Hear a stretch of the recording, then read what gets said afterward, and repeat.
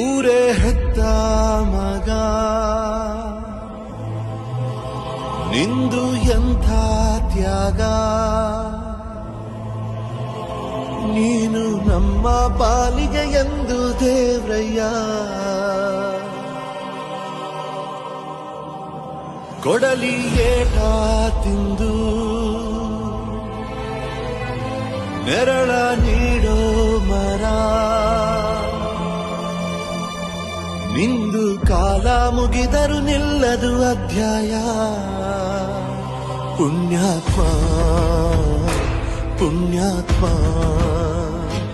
ನೀನಯ್ಯ ಪುಣ್ಯಾತ್ಮ. ಮಂಡಲ್ಲಿ ನಿನ್ನದೆ ಶ್ರೇಷ್ಠ ಕಥೆ, ಶ್ರೀಮಂತ ನೀನಯ್ಯ.